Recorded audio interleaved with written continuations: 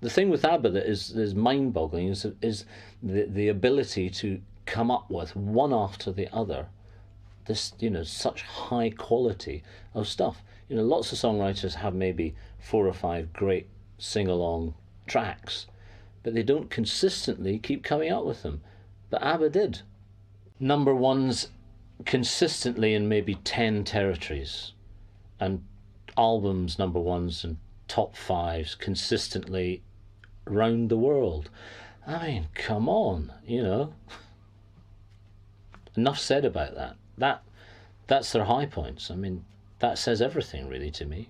And we move now across into Sweden, the largest of the Scandinavian countries. And although we're looking at streets, it's a country full of mountains, lakes and forests. And of course, it's full of blonde Vikings. And this is one of the reasons why it's good for pictures. These are the ABBA group, born Frida,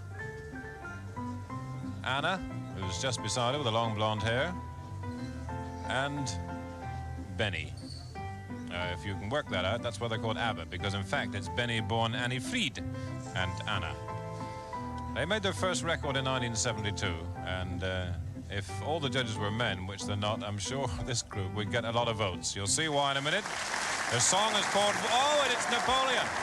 Napoleon, no wonder their song is called Waterloo. This is Sven Olaf Waldorf, who's really entered into the spirit of it all, dressed as Napoleon, waiting for Waterloo by ABBA for Sweden. Watch this one.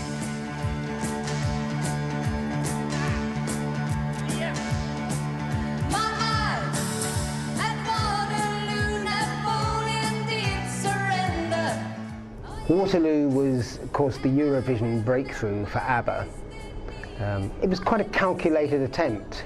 They took Sandy Shaw's 1967 Eurovision Song Contest winner, Puppet on a String, and they basically updated all the elements of that. They got the sort of marching beat, that bouncy marching beat that they perfected, and then the chirpy vocals to go along with it, which made sure that it just crossed all national boundaries, and there was something in it for everyone.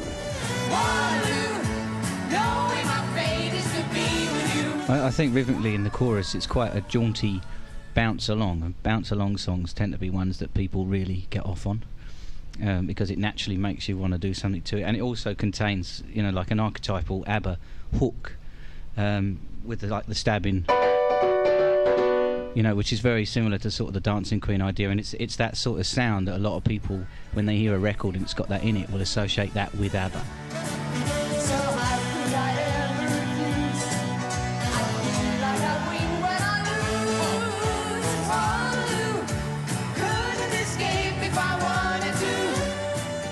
It won the Eurovision as well. But the other thing about it, I think, that was quite surprising was that it sounded a little bit like ELO. There was good production pop values in it already. The vocals were beautifully recorded. Here was a Swedish band singing quite clearly in English. It wasn't a problem. They didn't have heavy accents. And so, in an industry that was very much driven by the English language, they fitted right in. And now it seems my only chance is giving up the fight. Waterloo was their big song. That's sort of what broke them into the market, really. And I think it's kind of funny that it's a political song for ABBA, which is a weird way to break into the pop world. And it's such an up-singy song with, these two pretty girls standing there singing about, Napoleon and comparing that to their love life. I just think that's priceless. But it shows that they're a little bit tongue-in-cheek. Waterloo really is a song that to me seems to pull out all the stops as far as making a very catchy, hooky pop song. That they took from sort of the glam rock kind of scene at the time and made those sort of pedaling guitar kind of references, and again the saxophone played a part in there, and just huge catchy melodies. There's even like a reference to sort of some, I think it might be like a Beethoven kind of piano-y, kind of very dramatic, and of course the vocal layering ever present. They produced an amazing song which had some great breaks in their saxophone, great instrument, sounded amazing. Visually, to win Eurovision, they wore some amazing clothes, which I don't think anyone else would dream up in a month of Sundays.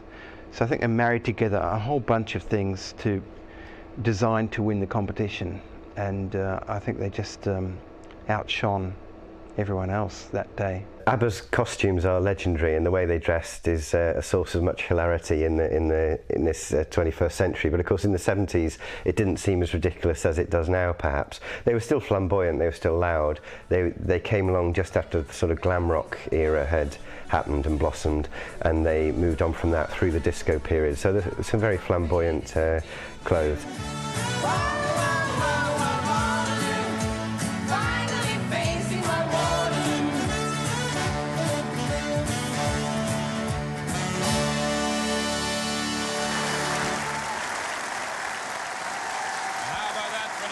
Performance.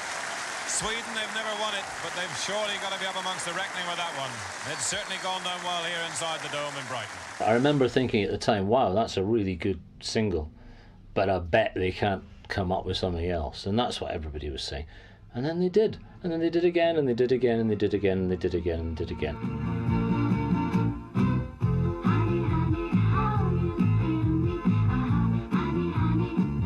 Well, I don't think there's really a prescription. You have to be very, very careful so that you don't copy the hit before. Like, say, we would have copied Waterloo, and then we would have been finished in 1 or 2 years. That's very American, I think. There's a lot of groups or artists copying their first hit, knowing that they're following, I mean, the spin-off, the wave coming after that will still sell their record, whatever it is. So they try to make it as similar as, but I think that's very dangerous, because you have to change all the time. I think they played pretty safely on a lot of the earlier stuff that they came out with, very sort of reminiscent of the late 50s, early 60s rock and roll kind of movement, simple melodies and great use of saxophone, you know, very, very, very poppy.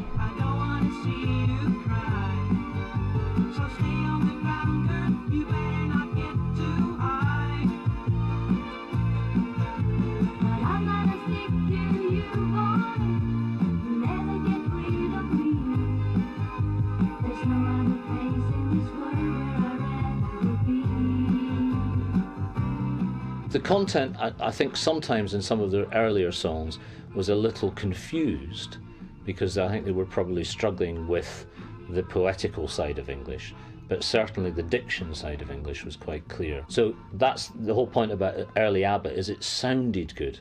And I think throughout their whole career, I mean, they always sounded good. The quality of, you know, the recording, of this, the way the lyrics scanned, the harmonies of the girls, everything about them sounded good. I've been cheated by you since I don't know when. So I made up my mind, it must come to an end. Get me now, will I ever learn? I don't know how. Mamma Mia is perhaps the first sighting of what you might call ABBA Genius. Starts with that little piano and xylophone intro, like it's going to be another Eurovision hit. Mamma Mia, here I go again. My, how can I resist you? What makes Mamma Mia work successfully is there's nothing really complex going on there. It's quite a simplistic format. You know, you've got a 4/4 rhythm all the way through the track. You've got a very interesting switch between twin harmony, lead guitars, and then back to the vocals, and you've got that hypnotic kind of leitmotif on the piano that brings the whole song in, and it really punches in as soon as the song begins, and it's just perfect pop. It's very dramatic, and it actually has quite strong guitar riffs in it, which I think brings them to a totally different stage again. It's still got that pop vibe to it, but the guitars are quite heavy in it for a pop act, I think, and especially from a pop act in like 1975 or whenever it was that they released Mamma Mia. The first thing that they do, which is really interesting, is they take a D major chord and then they add a fifth to it, a sharp 5, which augments it. So the sharp 5, so D major, add the sharp 5, it then becomes an augmented chord, which is quite unusual in pop.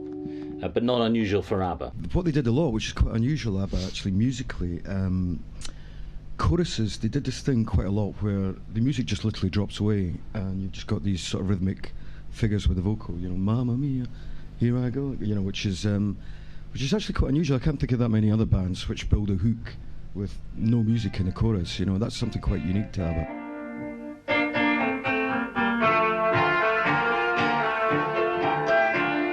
I think SOS was the first time I became aware of their semi-classical influence. And the song has got like a half-time verse feel, and then, you know, typical of ABBA goes into the big chorus. But I think I'm correct in saying this was Benny's main influence here. And that was one of the things that they would take and put into the songs right through their career. Not every time, but, you know, every 3 or 4 singles, it would be there again.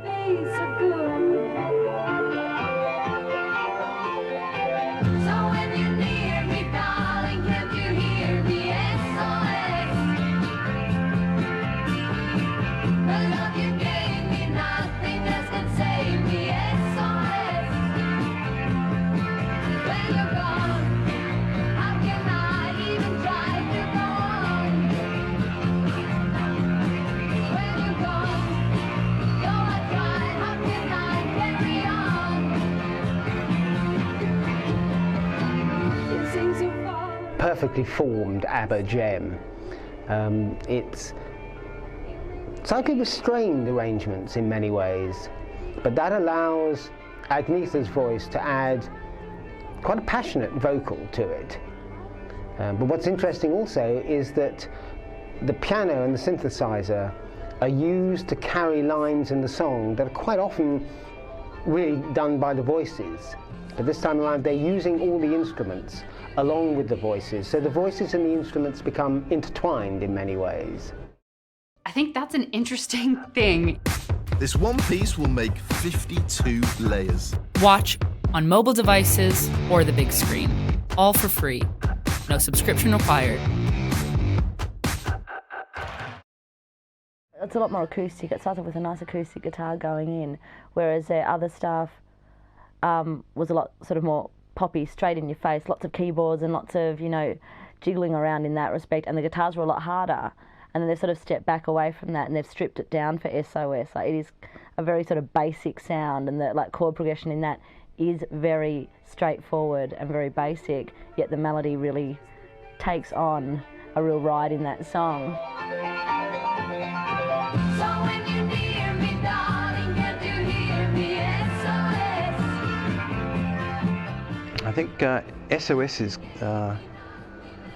again great because it sort of starts off as a ballad, and through a bit of classical, I guess, Bach induced a link between the ballad and the rock song, and then you're into a really powerful chorus. It's SOS is great. You've got kind of 3 musical styles all glued in together there, and I think it works great.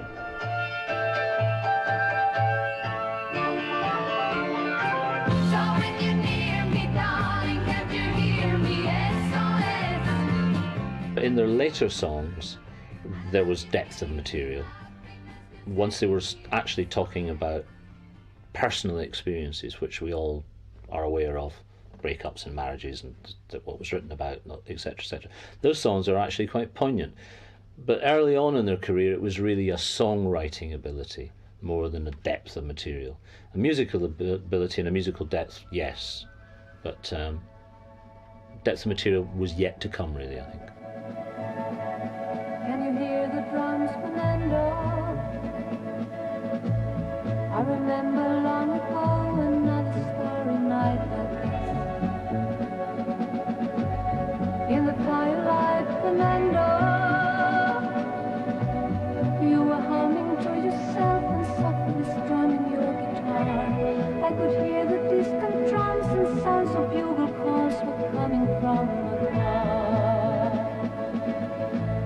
They were close enough, Fernando. Fernando is a conscious effort to move away temporarily, albeit, from the ABBA ring style, the glorious harmonies. This was an attempt to cool it down, to write more of a ballad.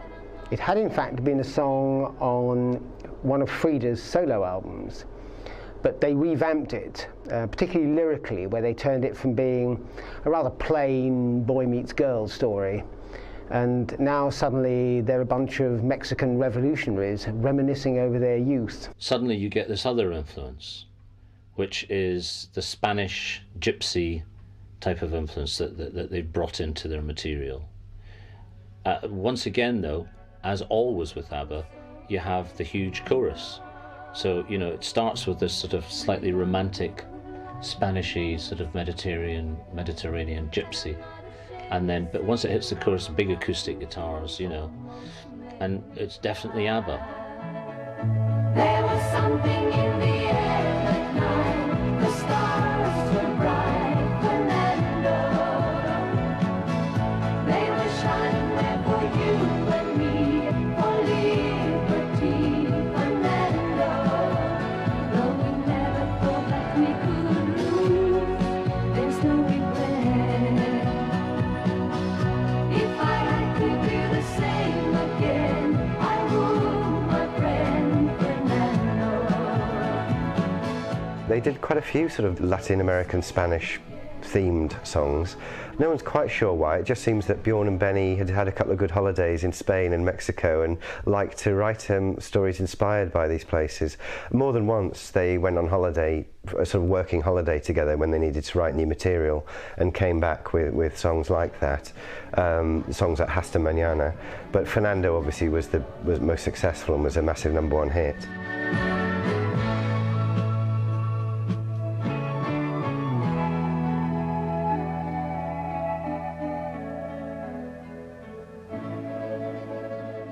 The atmosphere in Fernando has been made very, very concurrent with the lyrics. It sort of gives a very sort of reminiscent, haunting feel.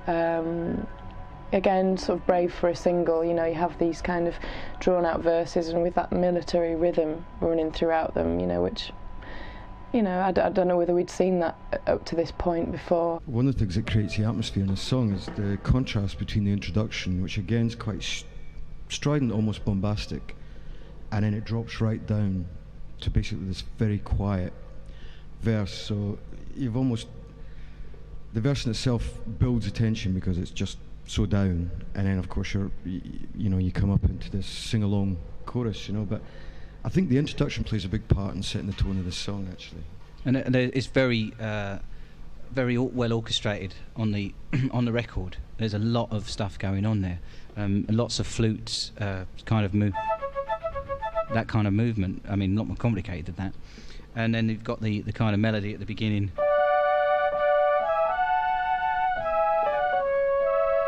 And then when we get into the verse, you've got something that's a little more unusual, which is the rolling snare, which is almost like a kind of a military kind of, you know, which is quite unusual for a ballad-style song, really. But it's such a sad song, because it's, again, I guess kind of a war theme. It's like, can you hear the drums, Fernando? They're standing there with their guns. Like, it is quite full on when you listen to it, but it's meant to be this lovely song about how great Fernando is, and it's like, do you hear the drums, Fernando? It's kind of scary and foreboding, but you don't think of it like that because it's ABBA.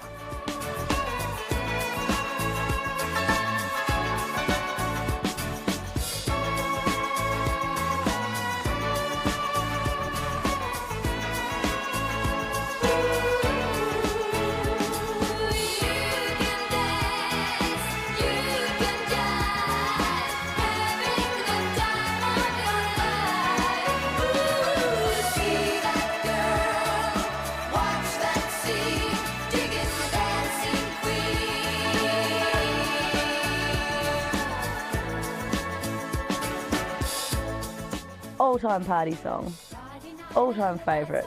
I think girls want to be the dancing queen when they're out and about, and it just epitomises it. It describes a girl's perfect night out.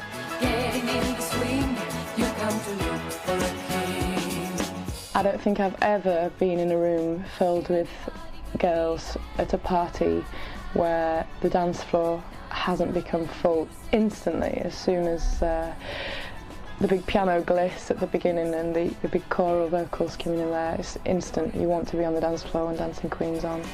And when you get the chance, you are the dancing queen, young and sweet, only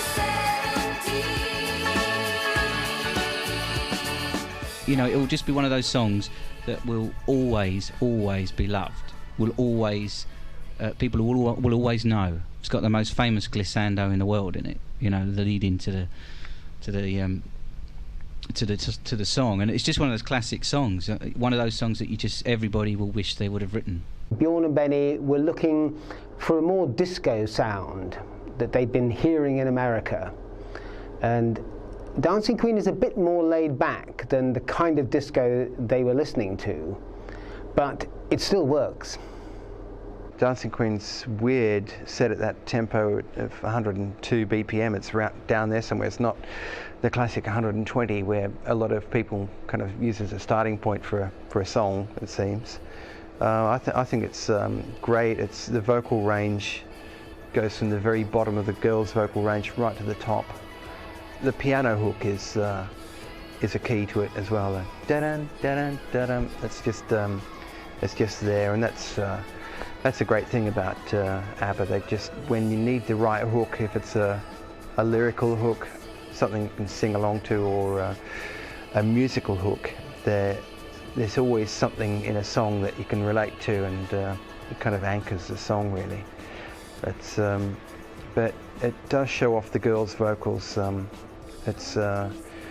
They're singing in unison, and then we'll break off and go into the harmonies in the choruses, and I think it's just it shows off the girls' vocals really well. It is one of the hardest songs to sing, pop-wise.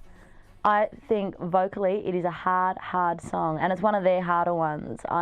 Most of their other songs I think you can sing along to and whatever, and you can sing along to Dancing Queen, but if you actually sit down and try to work out the vocals and the range of it, there is a lot going on there. They cover so much, and I think it's quite a difficult one to sing well. In terms of vocal performance, this is where you really start to see the strengths between the girls' voices. And both of them, you know, had such huge vocal range, but I wouldn't have said that this is, at this point, the most successful use of their voices. Yet to come, there was still some stuff, perhaps Winner Takes It All, you know, where you just see them leap, you know, through the scales. And when you get the chance, you are the dancing queen, young and sweet, only 17. Dancing queen, feel the beat from the tambourine. Frida's voice was slightly lower and had a slightly more distinctive edge to it than Agnetha. But Agnetha was at the same time able to mimic other vocal styles much better and bring a more dramatic quality. It's quite rare to find two vocalists in the same band that can cover roughly, I mean, between them both, they both could cover 2.5 octaves.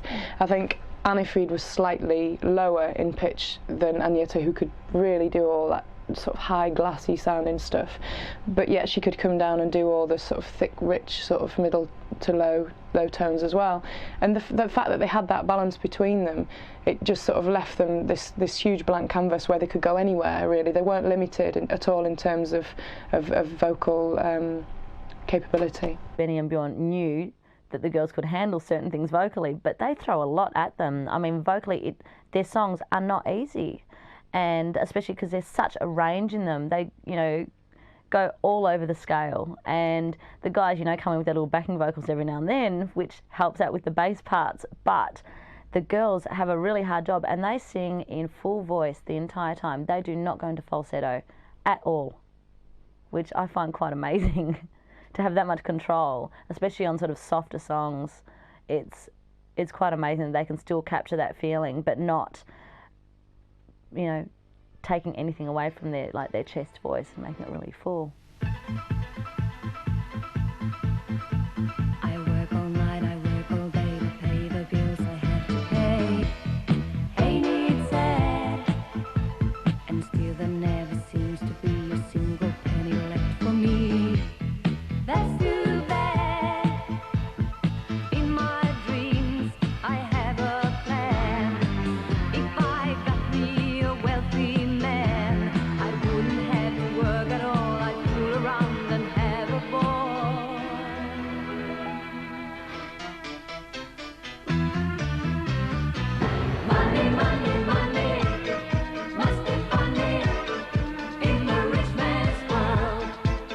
Money, Money, Money is really quite interesting, because what they've done is they've gone into their bag of musical tricks and they've taken out maybe a Hungarian type of scale, something a little bit further than mid-European. They've gone a little bit further east. And it's a very theatrical song, and it works beautifully. It's amazing how much power and drama can be added to a song with barely any drums in the mix. Very, very stifled power chords, if audible at all. You know, they're just there as kind of token, you know, holding the whole thing together. All the drama within the song comes from the power chords and the vocal melodies.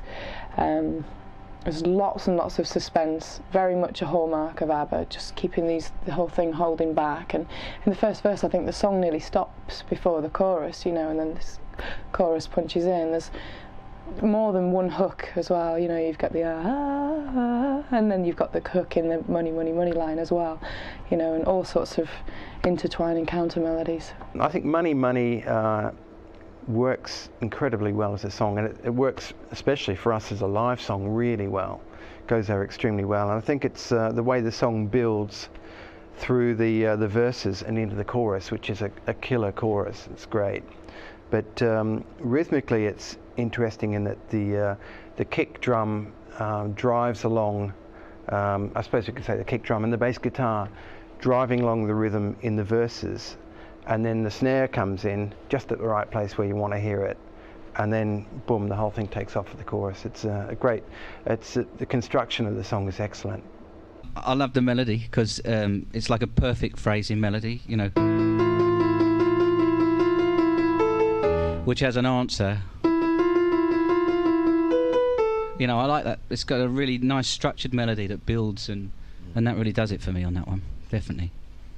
I think this shows that they're such, as we said before, a real theatrical band. I mean, Money, Money, Money, again, it's such a dramatic song, and just the keyboards in it and the way it's been structured, it is very dramatic. It almost sounds like a crime thriller, the way they've written that song. So I must leave, I'll have to go to Las Vegas or Monaco and win a fortune in a game. My life will never be the same. Monday, Monday, Monday, must be funny in the rich man's world. Monday, Monday, Monday, always Sunday in the rich man's world. You get the feeling that ABBA are looking more towards the song as a live performance, more than just a created record.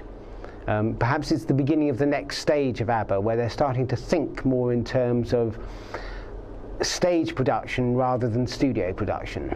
In the studio, they had the benefit of multi-tracking and using all kind of devices like vari-speed and stuff, and that was difficult to do live. And there was something that I'm sure that Benny and Bjorn had problems with when they did their concerts. So they had to then bring in backing vocalists and extra guitar players and percussionists and so forth, just to get that ABBA sound happening. It was a studio created sound. It was something that they'd painstakingly gone about to create, in a sense, to recreate something of the kind of Beach Boys sound, the Beatles sound, which was, and particularly in both those cases, the bands became less live bands and more studio bands. And I think that was ABBA's idea, was to create something close to a perfect pop sound. So kind of Benny and Björn, working with their producer Michael B. Tretow, consciously set out to create this slick sound, multi-layered sound, something like this Phil Spector wall of sound idea, and that was just almost impossible to recreate live. Certainly at the time. I think nowadays there'd be no problem using kind of tape back to add that depth of sound to the sound, but at the time you just almost couldn't do it. No more carefree laughter, silence ever after. Knowing Me, Knowing You is the sound of ABBA beginning to grow up. Although it's based on American pop, which Bjorn and Benny were becoming increasingly intrigued by. And they were using those elements putting them into their own style and building it up.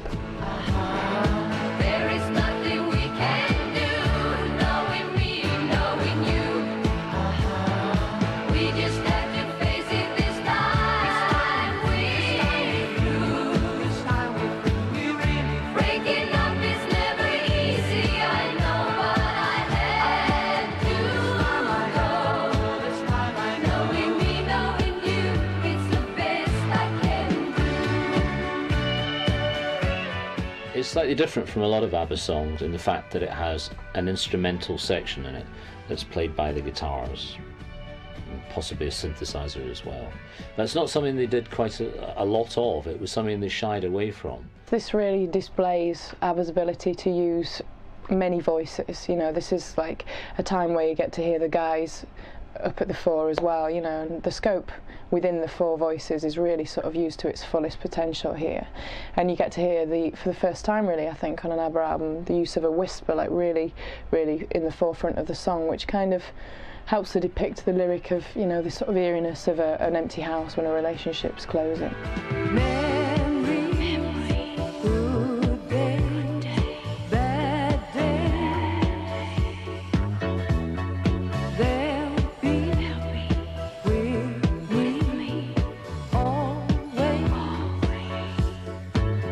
Certainly Knowing Me, Knowing You is one of their finest songs ever, if not their finest, and songs like that and Slipping Through My Fingers, where they're perhaps being more candid, the lyrics are more candid about their own interrelationships, are very beautiful songs, and it's what ABBA do best. Knowing Me, Knowing You is probably, perhaps might stand up as their greatest song of all.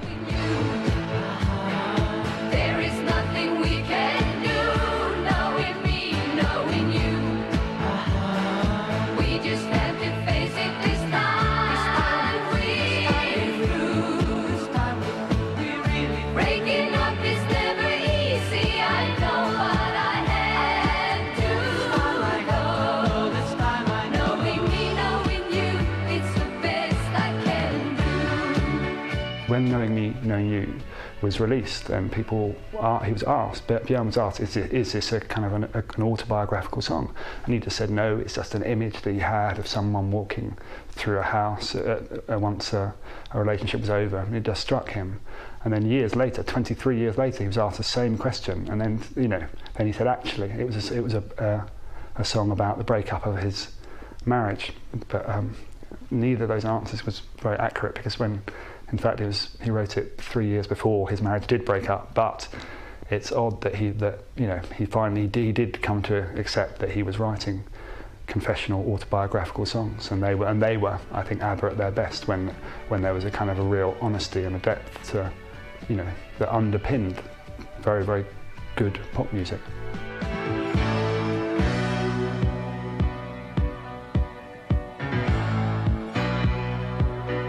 Knowing me, knowing you. There is nothing we can do. They will come in full pout, all instruments, a lot of the time. And this song, SOS, and there's a couple of others as well, that they really pull back on the intro, and it sort of just builds and builds and builds, which they don't do that a lot, I find. They have breakdowns throughout the song, but this one, they start kind of soft and like sort of bring it in slowly and build and build. And then even the chorus, it sort of lifts it right up. Breaking up is never easy, I know, but I had to go.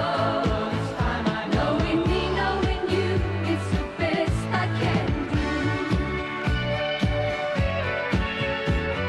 do. Arrival is probably the closest ABBA get to a perfect pop album.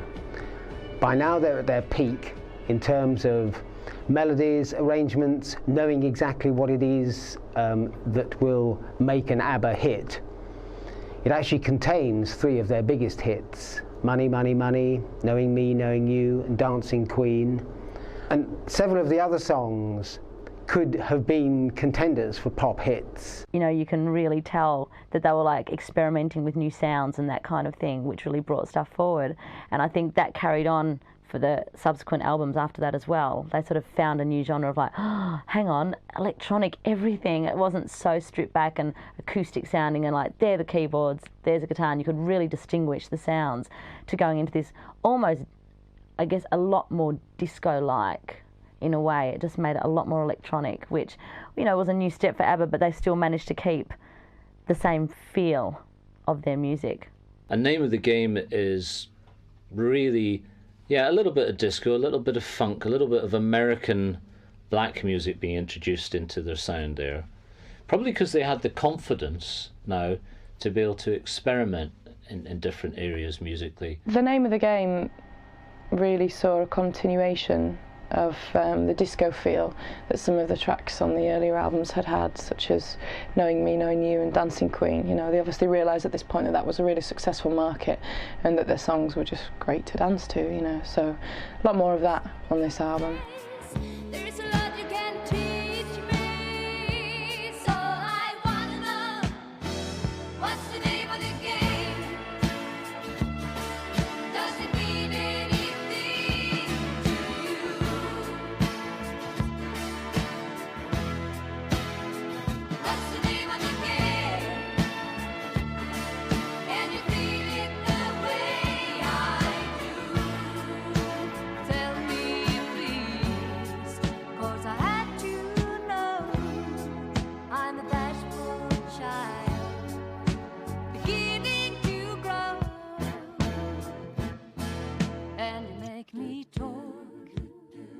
It's, again, a lot more, I'd say, back to the SOS kind of feel to it. It's quite acoustic and sing-alongy, and it's quite chuggy the way it moves along. It's a kind of a slow feel to it, but it is very acoustic and stripped back again. It's not very electronic at all. The Name of the Game is ABBA starting to look at emerging mega groups in America like Fleetwood Mac and the Eagles, and adapting a lot of those techniques to their own flawless production style and creating something slightly more grander than we'd been used to before, and maintaining the same ABBA, or the same distinctive ABBA style. If you need me, let me know. Gonna be around. If you got no place to go when you're feeling down. If you're all alone, when the pretty birds have flown, honey, I'm still free. Take a chance on me. Gonna do my very best, and it ain't no lie. If you put me to the test, if you let me try. I think Take a Chance on Me is one of several excellent pieces where the backing vocals are, or the counterpoint vocals are an important part of the success of the record.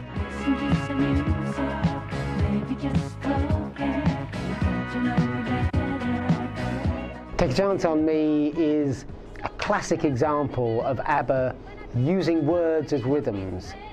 The whole song really is based around the rhythm of the words. Right from the beginning, right as the backing vocals build up, and you've got layer after layer of voices all just saying, take a chance, take a chance, take a chance.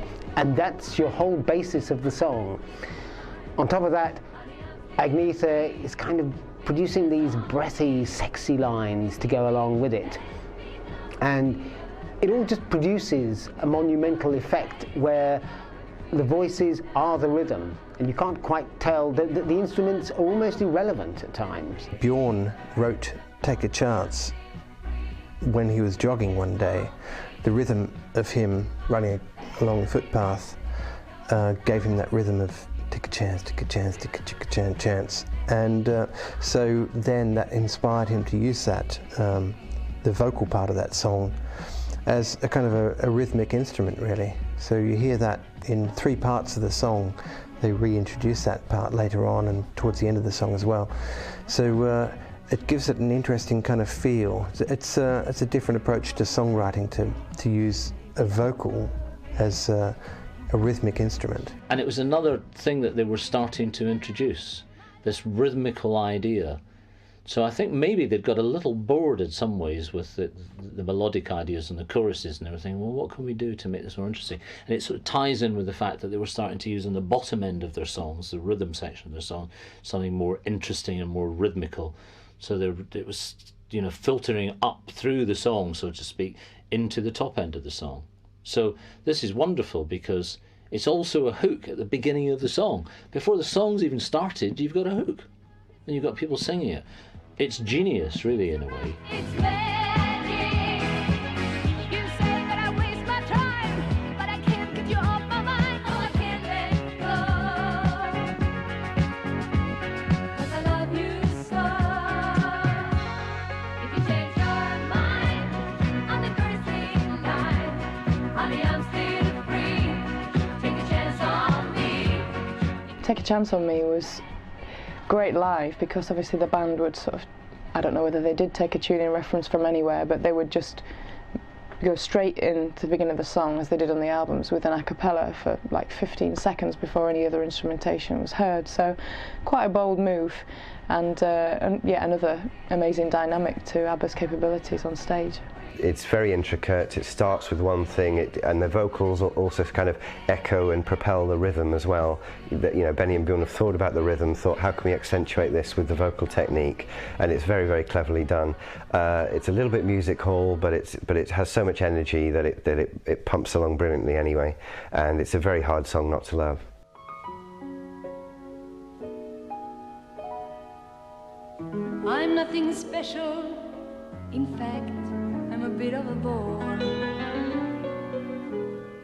If I tell a joke. Well, Thank You for the Music is, you know, probably the first song that really, really they are saying here is a stage song. But they're also, they've decided to say, that by saying thank you for the music, I feel that they're saying thank you to their audience. I think that's what they're trying to say, which is fantastic, of course, because that's really what it's all about. So I say thank you for the music, the songs I'm singing. Thanks for all the joy they're bringing. Who can live without it? I ask in all honesty. What would life be without a song or a dance? What are we? So I say thank you for the music, for giving it to me. Thank You for the Music is generally thought of as a sort of an anthem, a theme. People think of that, they think of ABBA. If you're making a film or a book about ABBA, you tend to call it Thank You for the Music. And it's been covered many times. It's very easy sort of sing-along, the kind of thing Westlife or soap stars would do on a TV show. As to whether it's their best song, no, not by a long chalk, I'd say. It's a little bit corny. It's a lot corny, actually. It's a little bit saccharine. It's dripping with syrup. And it doesn't have any sort of beat or pop sexiness, which their better tracks do, such as Know Me, Knowing You or Dancing Queen. How did it all start? Who found that nothing can capture a heart like a melody can? Well, whoever it was, I'm a fan. So I say thank you for the music, the songs I'm singing. Thanks for all the joy they're bringing. Who can live without it? I ask in all honesty. What would life be without a song or a dance? What are we? So I say thank you for the music, for giving it to me.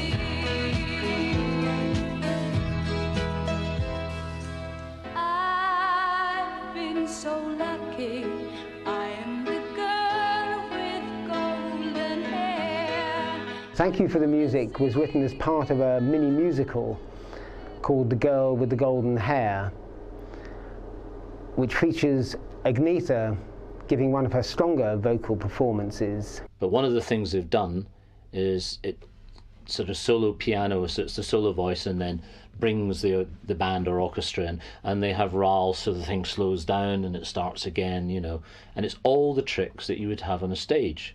So it's performed, it's not just sung. Almost very old school vaudeville sounding to it. It's very, you know, taking it right back in time. It sounds like a much older song than when they released it. I think that's why as well. It just makes it sound like a vaudeville cabaret kind of song that everyone can sing along to. It's got a very sing-songy chorus. It's very repetitive and just very fun and slow, and you know, you can see people waving their mugs of beer at you.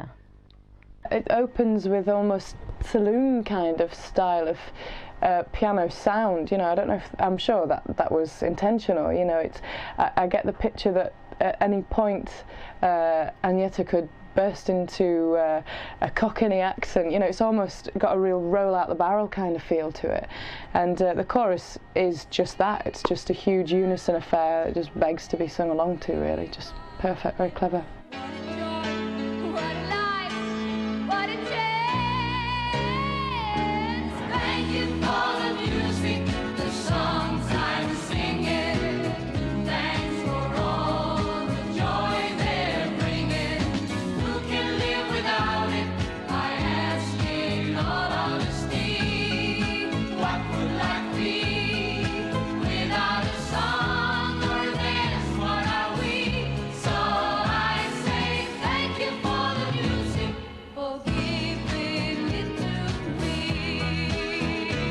It's a pretty cheesy song, but of course ABBA can get away with that. They know exactly how to get away with that by now. Other bands would make it sound a lot more cheesy and it probably wouldn't have been a hit. It is of course now the inevitable climax to every ABBA tribute band show. It's seen to be kind of the end of the ABBA era. When they wrote that song and released that song, it was getting towards the end of the era, and it's quite good, I guess. It's a retrospective, and we often use it for our final song when we finish a concert, because it starts off pretty well, just a piano and voice as kind of a ballad, and then the choruses pick up, and it's quite uplifting. It's a great song. The chorus is such a perfect chorus that everybody must know that song and associate it with ABBA. And I suppose they are actually saying, we are grateful that we have been given this talent, and this is our way of proclaiming it to the world. It's a fabulous song. It really is. It's never been that big a hit, of course, but that's the way things go, isn't it? It's a great song. And yes, it is their signature tune. Can you think of another one? I can't.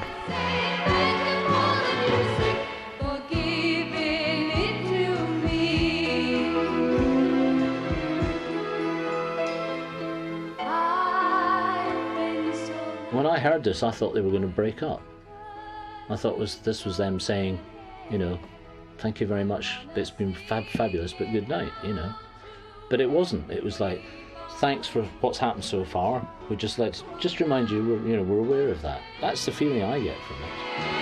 Thank you for the music, the songs I'm singing.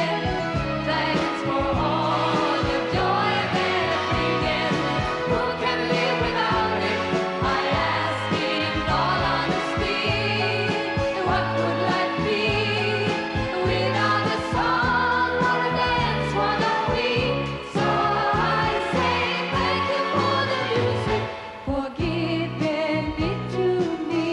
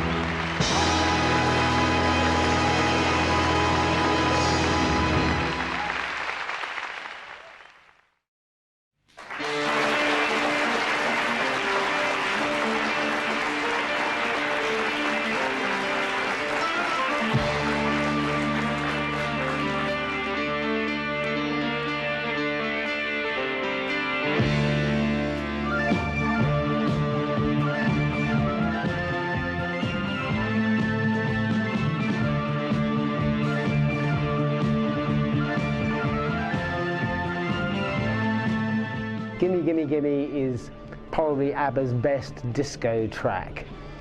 It was quite calculated as such. You can tell from the arrangement of the song that they're being very deliberate about it. It's a very calculated build-up in terms of the arrangements, the instruments, and then the voice. Every part fits together. But actually, it doesn't come across that way. Most other bands, it would feel more contrived and constructed. But with ABBA, it just seems to flow naturally.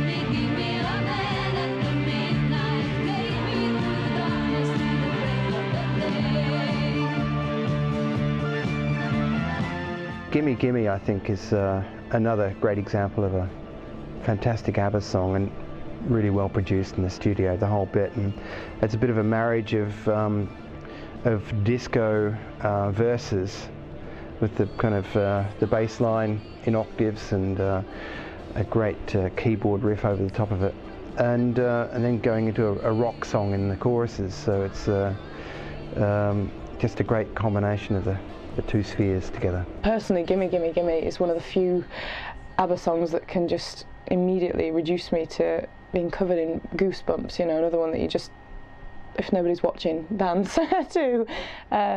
Huge drama, lots of atmosphere with the sort of pipe and whistle kind of style motif they've got running through, and just, you know, they're pulling out all the stops and sort of building this into like a rhythmic masterpiece, you know, the tambourines in there within the first few bars, like building the tension. Just, yeah, brilliant disco song. The lyrics are a bit strange, but, you know, that's sometimes ABBA's lyrics were. But they've got panpipes in there, and they've got New York disco bass in there as well, you know. ABBA were able to marry those styles, and it didn't seem strange from ABBA. I think it's a lot raunchier, that song, I guess. I mean, talking about love and this and that, to go to Give Me a Man After Midnight, it's, you know, it's a very sexual song, completely. And for ABBA, that's, you know, they weren't about sex, really. Even though the girls were very sexy and they had that image, their songs weren't about sex. It was all about love and this and, you know, wow. But that one is kind of naughty.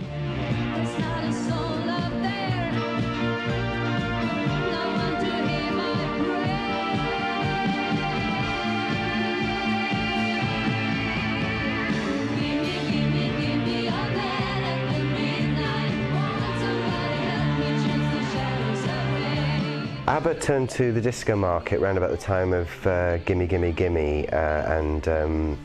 which was recently adopted by Madonna for the Hung Up hit, of course.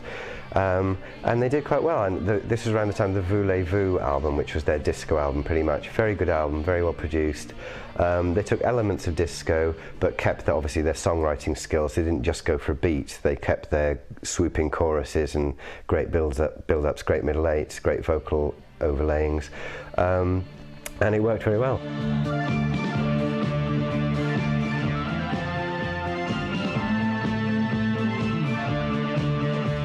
ABBA weren't cashing in on disco as such. When disco happened, as a pop band, ABBA couldn't fail to be aware of it and of its implications. Of course they were going to take the beats and the ideas from disco and translate them into their own songs. But those songs never stopped being ABBA songs. You couldn't confuse an ABBA song for any American disco track. ABBA once said, after a review in a music paper accused them of being a disco act, that was the way, it was the soundtrack for that period, which was the second half of the 70s. And I suppose in many ways there's a truth in that. I don't know that they aimed at making a disco record, but that was the trend. They liked the idea of disco, they liked the sound, they liked the Giorgio Moroder sound, and they tried to recreate it. The first time, their big disco thing was almost by chance when they set about writing Dancing Queen. It was a song about someone who liked dancing, and it was almost by chance that they realised they'd written were great and kind of enduring classic, camp, gay, kitsch, iconic disco song. Once they'd written that, then that inspired them.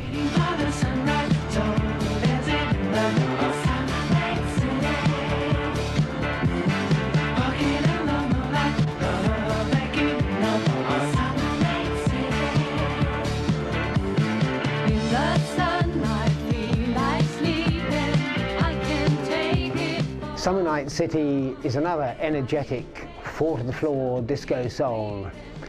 This time they've been influenced by the Bee Gees' vocals, because of course the Bee Gees had become huge at this time with Saturday Night Fever. And again, that influence carries through into ABBA, and ABBA turn it their own way.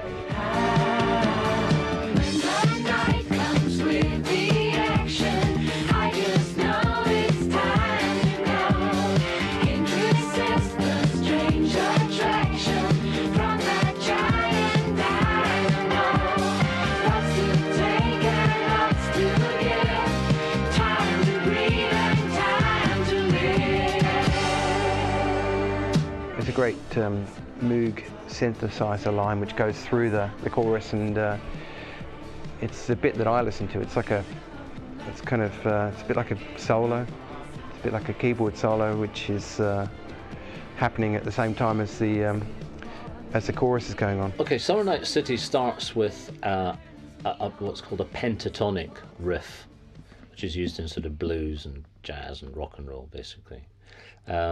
Quite a tough pentatonic riff, and then they do this weird thing where, you know, so they played a pentatonic riff, which is, you know,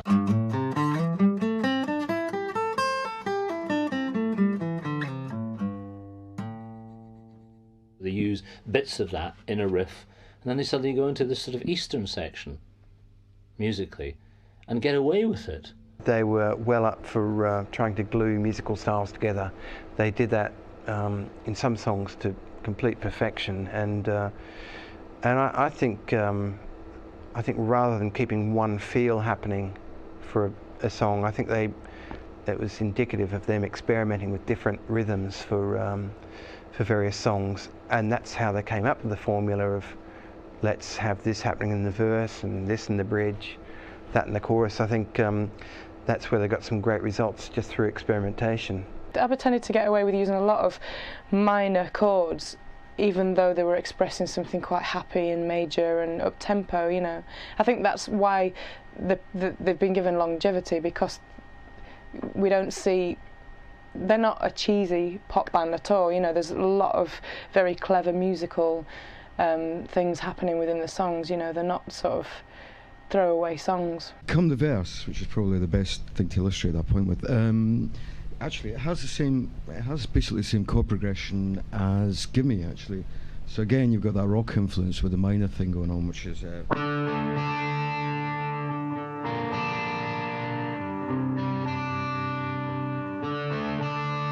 Also, the melody's quite not that a million miles away from Money, albeit a different song, you know. So if you think that the melody of Summer Night City in the verse is...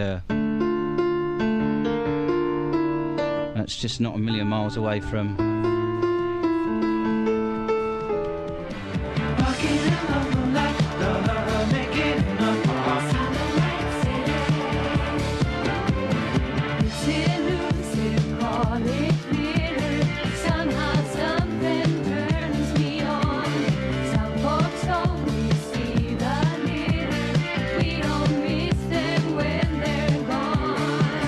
ABBA did have a rather restless quest for perfection. A good example is Summer Night City, where they recorded various versions of that.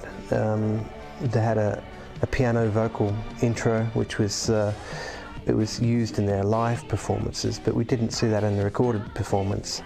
And I understand that ABBA did have that process in their songwriting, that they would take what they'd written into the studio and work at it and work up different versions of a song, so that ultimately the version they committed to tape would be exactly what they wanted.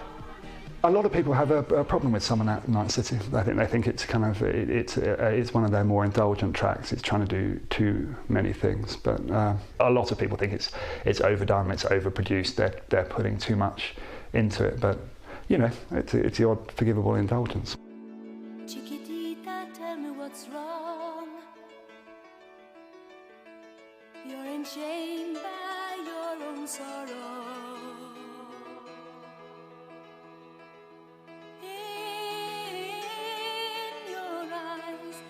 No hope for tomorrow.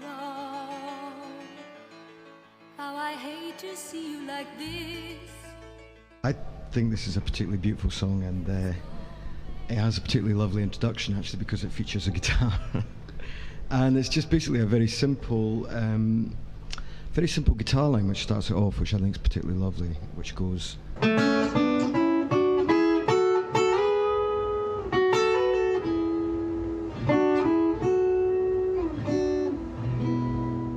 Chiquitita, it's another song that you know, is a power ballad, I guess is the best way to explain it, and just from a kind of a flamenco sounding guitar right at the very start, just building to a great big payoff chorus, which is I think from a musical point of view it's a really strong song, and it's kind of gets to kind of massive oompa status right by the end of the song. It's another song which works really well for us live too. It's great. Chiquitita is a mixture of soft Latin rock and classical influences blended together with some subtler R&B influences. By now, ABBA are getting quite sophisticated at what they do, and you can hear different strains of different styles running underneath, because they're confident that their own style will pervade through it, and therefore their own distinctive character will come out. Doesn't matter what other style they pick up on.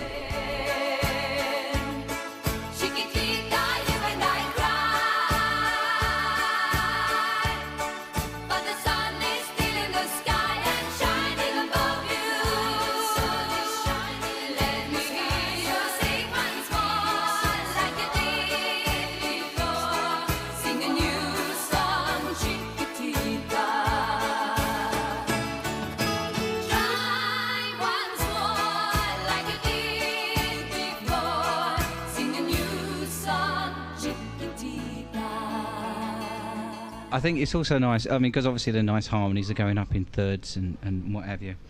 But in the verses, the piano and the guitar complement each other very well with a kind of arpeggiated movement. And the piano's got little flourishes.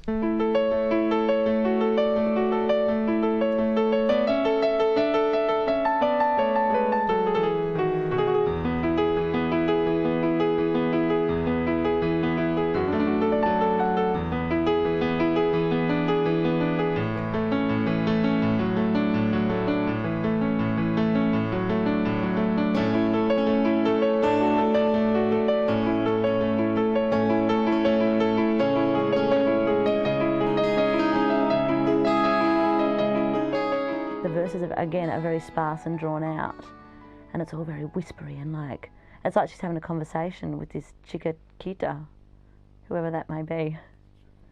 But it's quite conversational, that one, which I like. Giving advice from the ABBA girls. Chiquitita is a really good example of how, although ABBA have a sound, you know, they can easily sort of diversify and call upon other musical references. Musically, there were 4 huge brains there at work with ABBA, and I think the use of different styles of music helped to keep things, you know, really sort of dynamic and interesting for the whole situation, and for the audiences as well, you know. Formulaic as they were, they still managed to keep things very sort of diverse and hilly. Chiquitita, you and I know.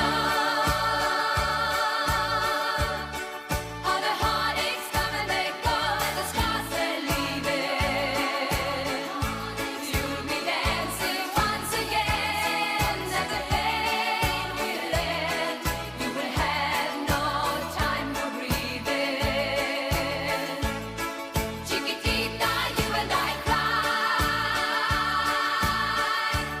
but it is very carnival-like. It's very, not swing, but the way they do the chorus, it's very like bum, bum, bum, bum, and you can really kind of hear, I guess I could see it in a circus, which is kind of strange, but it's like sort of a, you know, dusky little, you know, European carnival going on.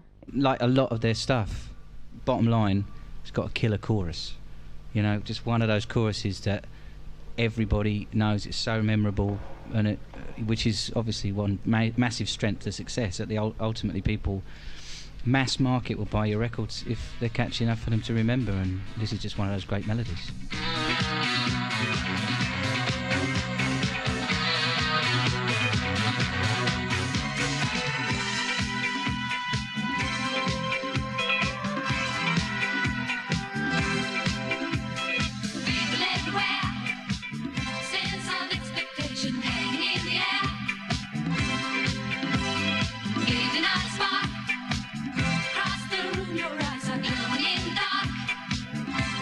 Voulez-Vous is another Bee Gees influenced song, which again has become quite a disco favourite, particularly in retrospect. I think Voulez-Vous was probably one of the more formulaic ABBA songs. You know, they really knew that this huge punch-in disco, you know, gimme, gimme, gimme, money, money, knowing me, knowing you, repetition, you know, Voulez-Vous, you know, it's something that can easily be picked up to sing and, you know, dance to at the same time, and, you know, all the dramatic aspects of the, you know, the successful disco tunes that they've done so far were all present within this song.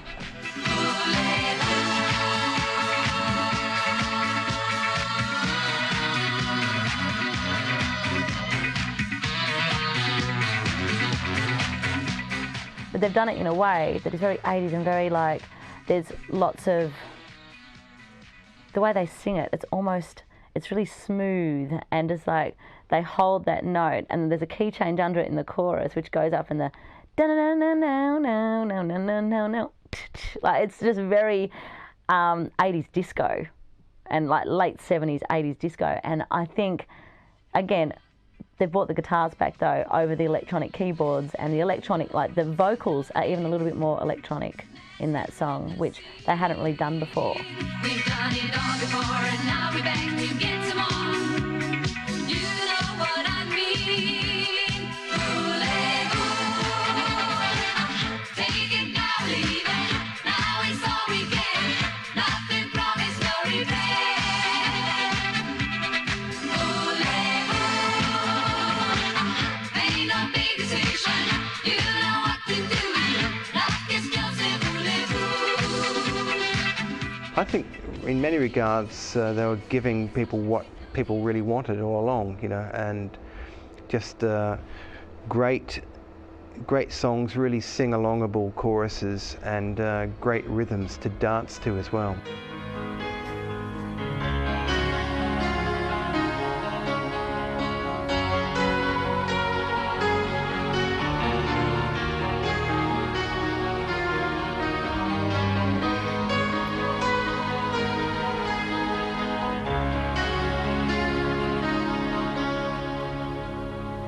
I don't want to talk. The Winner Takes It All actually revitalised ABBA's career at the start of the 80s. There's no doubt that what had come so intuitively to them in the 70s was now taking more effort to sound natural and vivacious.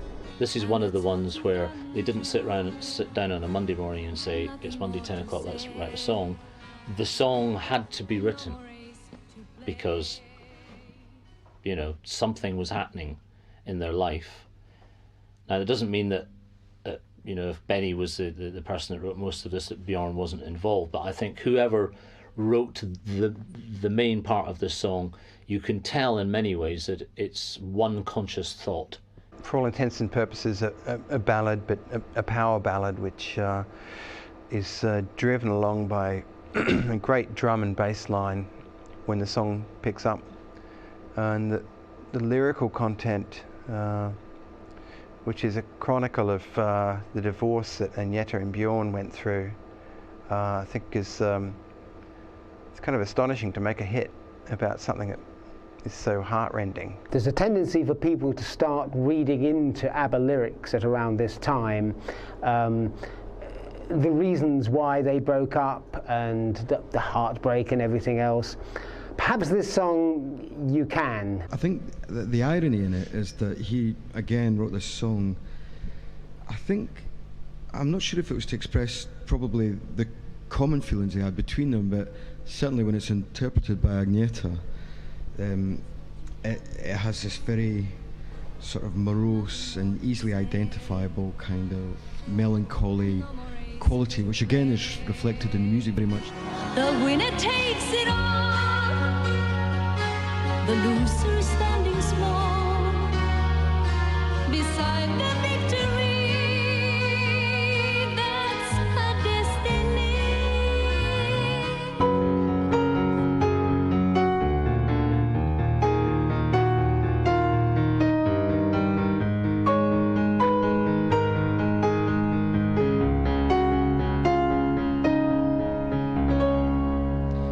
And the thing for me is, in the verses, the piano actually has got a counterpoint, not counterpoint, but a rhythm that is set against the rhythm of the song, which is all offbeats.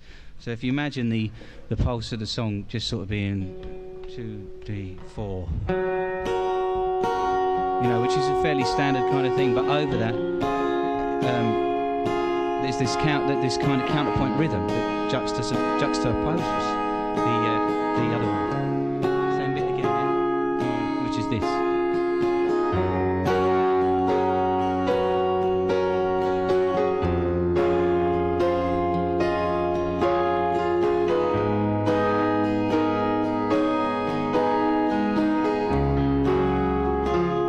Which really drives it on, because rather than just being a 4/4 thing that we can all hear, suddenly you've got this more complicated thing that really bounces off each other, and I think that moves it on. Whereas it's a ballad, but it has a real movement to it. It's one of the songs I think that gave them such credibility as a band. It took them from being, ABBA are fantastic, but it took them into the stratosphere, because it was like, well, here you go. This is deep now. This is deep. Here's this band that have been, pure pop, disco, theatre, music hall, mid-European, bit Spanish, and suddenly they're writing deep, strong, emotional songs. I would say that this particular song is where the girls are at their definite best. I think the myth that ABBA, between the girls, had about 2.5 octaves each. I think they probably had a little bit more, because I'm supposed to have 2.5 octaves and I can't sing along to this.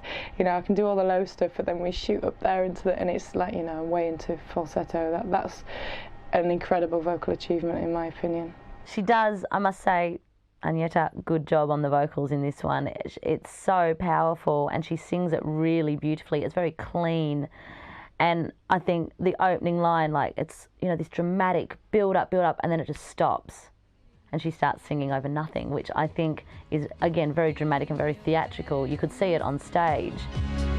Building me a home, thinking I'd be strong there, but I was a fool, laying by the rules. The gods make wrong with eyes, their minds as cold as ice, and someone way down here loses someone dear.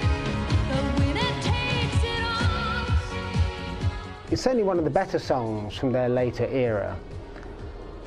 It's very well constructed. The grandiose piano introduction, the dramatic vocals that Agneta sings, and the combination of the two and the production techniques are all well practiced, well versed. We find it very hard to do it justice in a live sense, because it's the production that's the treatment they've given it in the studio is very hard to emulate on stage. So, but that kind of puts it in a bit of a special place for me.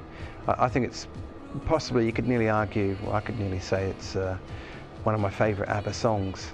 This song probably takes them as far as they can go without really becoming over-sophisticated and starting to lose the point, really, of what a pop band is supposed to be about. I was sick and tired of everything when I called you last night from Glasgow. All I do is sit and sleep and sing, wishing every show was the last show. So imagine I was glad to hear you coming. Suddenly I feel alright, and suddenly it's gonna, and it's gonna be so different when I'm on the stage tonight. Tonight the super trooper lights are gonna find me shining like the sun, smiling, having fun, feeling like a number one.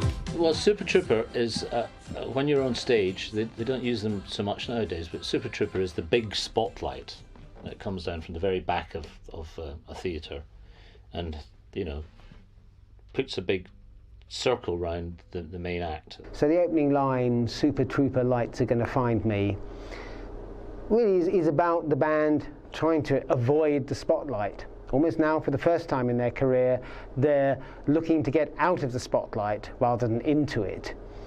There's a certain weariness about it. Doesn't stop it from being a very fine song, however, very well constructed. And they almost use the sort of world-weary edge to their own advantage. It's got some really interesting rhythm in there, which is brought about by a synth bass, which is underlying throughout the whole track. And I don't know what instrument it was played on. I think it might have been a Jupiter 8 synth, but I think it's it creates a staple for the song. Everything will be so different when I'm on the stage tonight. Tonight the super trooper lights are gonna find me shining like the sun, smiling, having fun, feeling like a number one. Tonight the super trooper beats are gonna blind me, but I won't feel blue like I always do. For someone in the crowd there's you.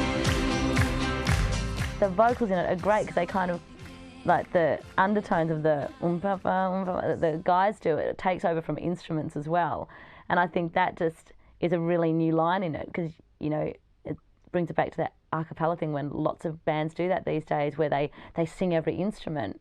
ABBA started doing it in that song. Yeah, the chorus, I mean, basically with the male vocals going as well is I mean, this is an approximated sound of what's on the record, but it's just quite simple, really. You know, it's quite a simple chordal structure. It's just 3 chords. That's it, you know. But it's the guitar for me in the verse that's got the lovely. It's following the line. Yeah, it's got a really nice kind of pattern to it. Do you want to just do it? Yeah. 3, 4.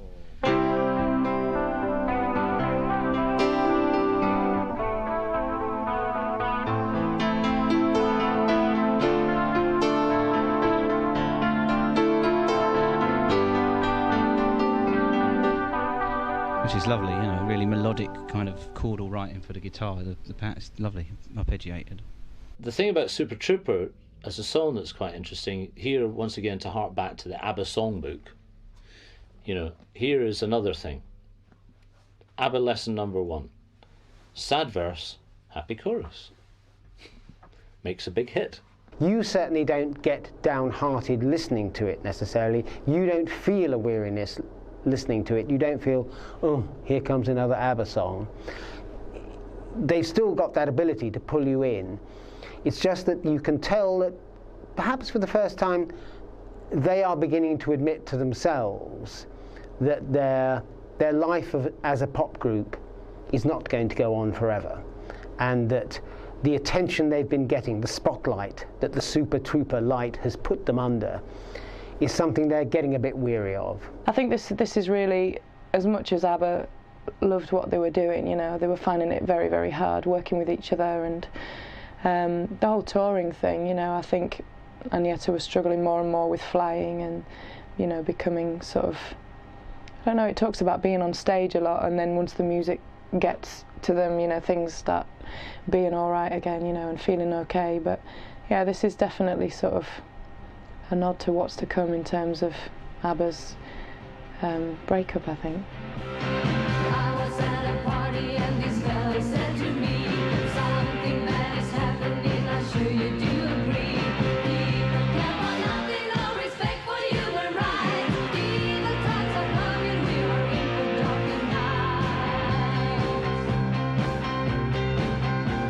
I said, who are you to talk about impending doom? He got kind of weary as he looked around the room.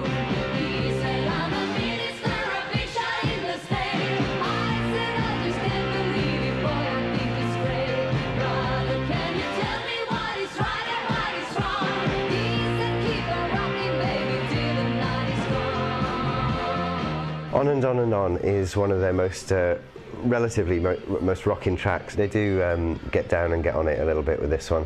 It does have more vim and vigour perhaps than their more precise and polite ballads. It still wouldn't get on the bill at Donington. It's not a monster of rock track by any stretch of the imagination, but at least they're kind of getting a few feet tapping and working it a bit.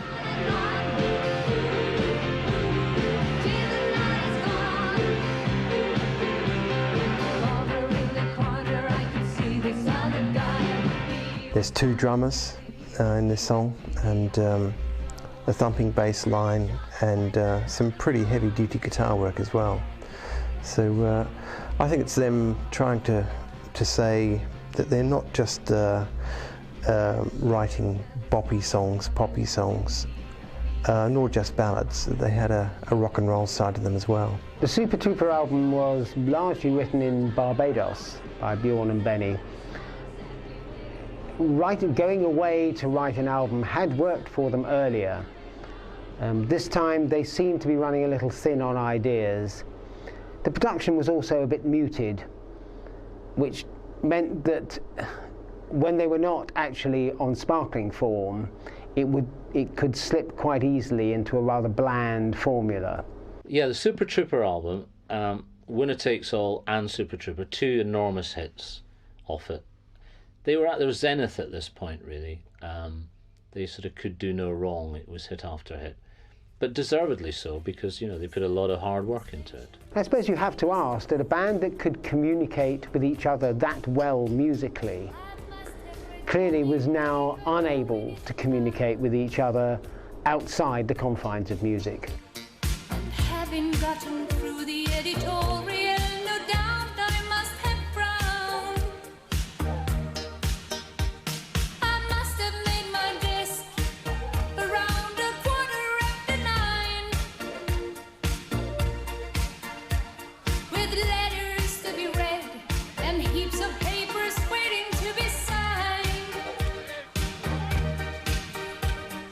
I must have gone to lunch at 12:30 or so, the usual place, the usual bunch. The Day Before You Came is built on banks of electronic instruments that provide a strong atmosphere for Frida's vocals, but her vocals are mixed into the distance somehow in the song, and they give it a rather kind of cold, objective feeling, almost as if she's looking down on the rest of us. In fact, looking down on the rest of ABBA, I suspect. This is hugely, hugely minor, and it's a very sort of meandering song that doesn't seem to really sort of ever punch or take off. You know, considering it was a single, it was sort of very, very minor and very downbeat, and obviously probably very true of what was happening to them all at the time. But it's, yeah, it's quite sad lyrically, really, and just sort of, it almost sounds like a diary, like a journal of what's happening at the time. Oh yes, I'm sure my life was well within its usual frame. The day before you came.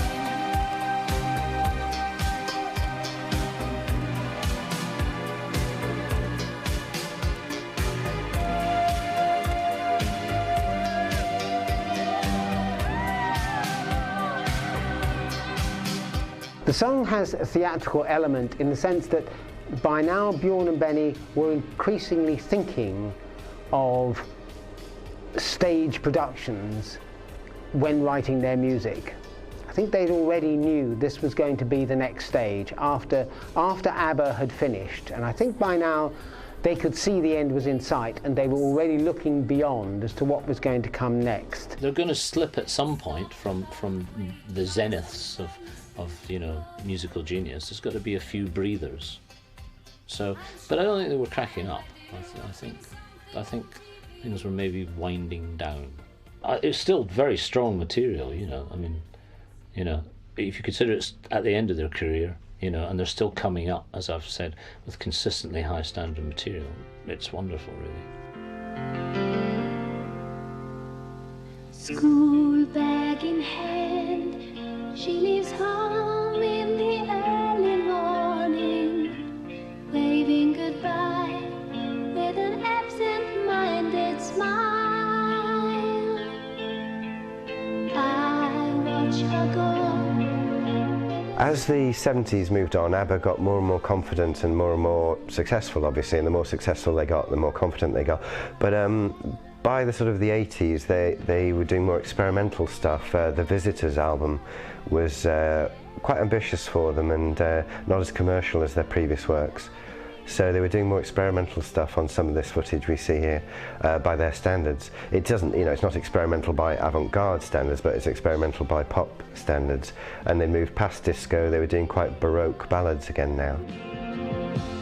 Slipping through my fingers all the time, I try to capture every minute, the feeling in it. Slipping through my fingers all the time, do I really see what's in her mind? Each time I think I'm close to knowing, she keeps on growing, slipping through my fingers all the time. At their best, they had the pop songs, which were about the kind of what was happening in their lives, and I think that's when ABBA were at their best. And now I think they're enduring songs. They're songs about, despair, about marriages ending, and about, I think, Slipping Through My Fingers is one of their best songs, because it's from the heart. It's a confessional song about Björn saying he's worried about he's given too much energy to his work and too little to his family, and then he's seeing his children grow up, and it's a really heartbreaking song. It just became very hard for them to write happy love songs, and it did reflect that they were growing up to a certain extent, or had grown up, and that the dream was over. They couldn't do it anymore because it wouldn't be realistic. They just had to put an end to it, which of course is what they did.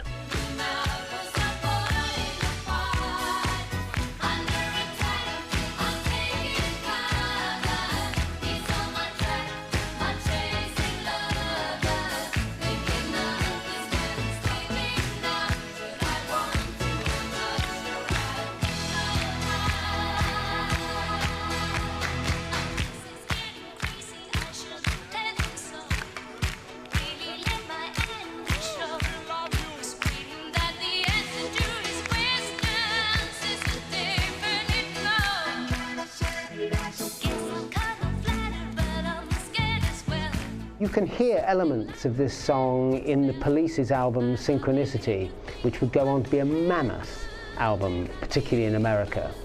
So there was no doubt that by now ABBA were influencing all sorts of bands around them. Rock bands as well were taking many of the ideas that ABBA had pioneered and were now incorporating them into rock music.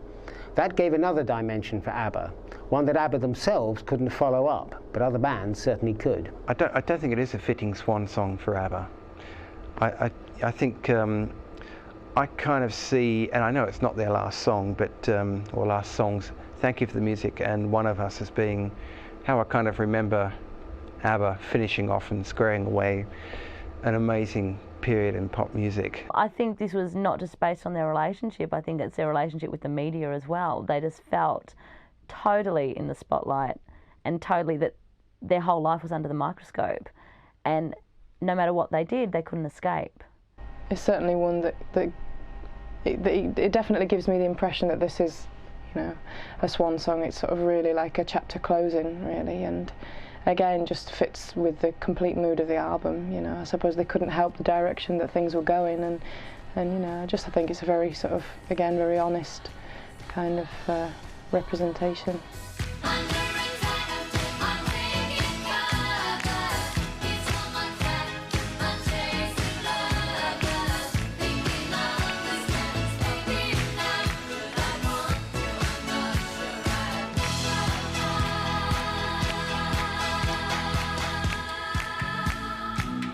Some of the melodies on the Visitors album have an almost operatic quality, which certainly made the girls work harder and brought something new out in them.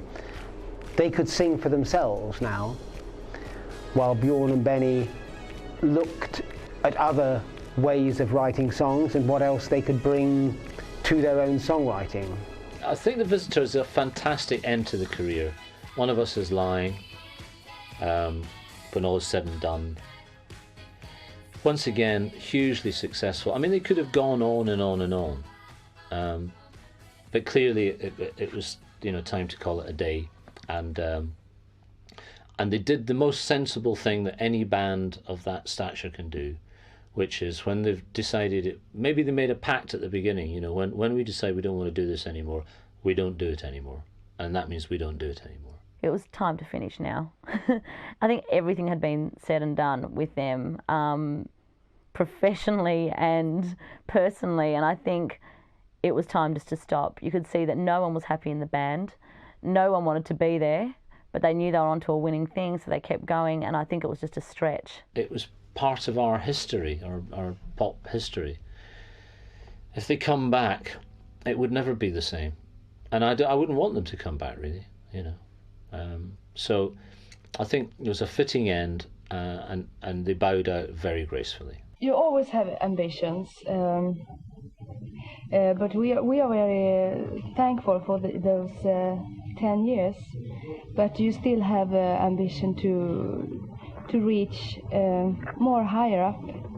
I think it's a matter also of maybe changing direction a little. I mean, it's when we've had the success we've had with ABBA for such a long time, I feel an eagerness to do something else. I mean, not on my own, but sort of doing something else within the frames of music. Talent such as this, you know, it can't really be ignored. You know, I think it was just something that shocked people, and particularly the image of the band as well. They weren't afraid to dress up, and it was just at a time when everybody loved to dress up, and the girls were stunning, you know, and there was the contrast between the colouring of the girls as well, and it was just, there was something for everybody, really. Let's say that for the moment, ABBA have a break. Yes. Bjorn and Benny writes on a musical together with Tim Rice. Yes. And Frida's working for herself, and I'm working for myself. And you too, yes. So we never know what will come in the future. I've been cheated by you since I drove away. So I made up my mind, it must come to an end. A typical ABBA song consisted of a strong beat, a contagious melody, intense backing instruments, usually keyboards with perhaps acoustic guitars, layered very thickly, a very multi-layered approach to it.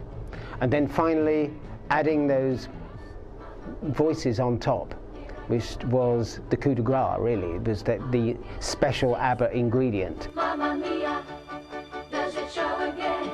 My, just how much I missed you. There's something broken hearted, blue since the day we parted. Why did I ever let you go? Mamma mia, now I really know. My, I could never let you go. I think ABBA's arrangements are templates, really, for other pop artists. You know, like if you say in the recording studio, we want a sort of George Harrison, musicians, arrangers, producers know what you mean. If you say we want an ABBA, they know what you mean. So that therefore means that ABBA had created a template, a sound, a branding, a style of arrangement that had become an ABBA.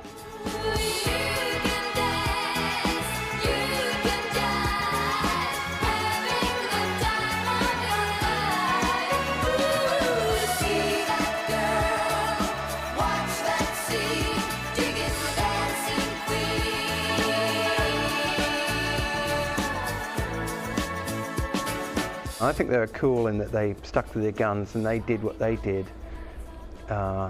in their own way, and I think that's why people can, one of the many reasons why people can appreciate ABBA's music today, simply because they're great songs, incredibly well performed and produced. So that's the cool side, I think, of ABBA, the legacy they've left. Walking through an empty house, tears in my eyes. Here is where the story ends. This is goodbye. Knowing me, knowing you. There is nothing we can do. Knowing me, knowing you. We just have to face it this time. We through. Breaking up is never easy. I know, but I had to go. Knowing me, knowing you, it's the best I can do. They had completely their own sound. Lots and lots of drama, lots of suspense, and where perhaps sometimes keyboards would normally be used to build and layer the wall of sound that's often present, they would use voices as well, just layer upon layer upon layer of unison voice or harmony vocal, and that really was the one of the biggest trademarks of ABBA. Chiquitita, you and I know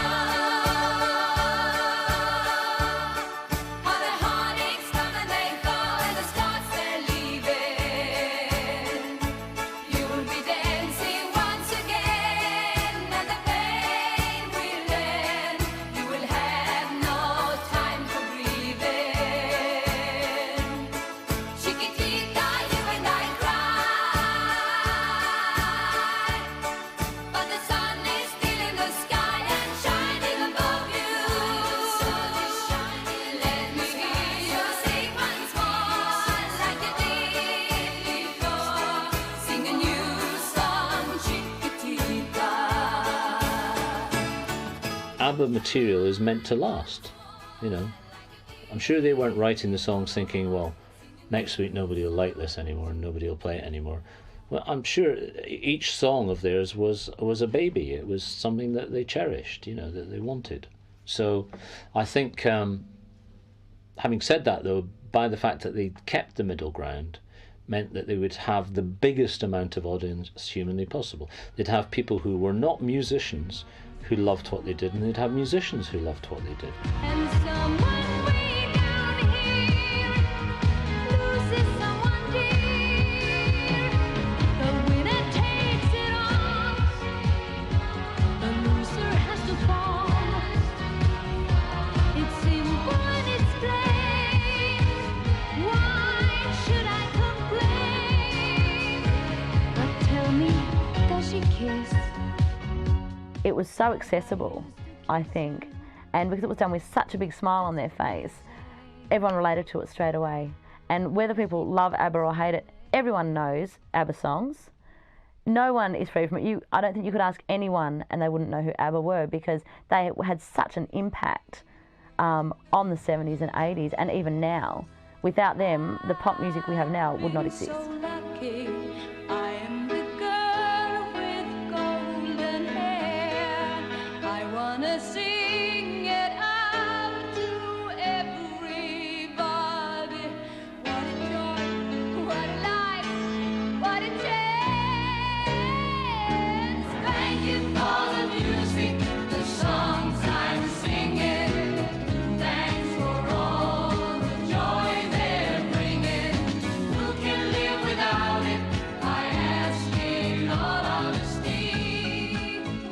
There's nothing about ABBA that pretends to be better than they actually were. At their best, ABBA really were as good as their songs, and their songs are absolutely brilliant. And that's perhaps why they've lasted for so long and will continue to last.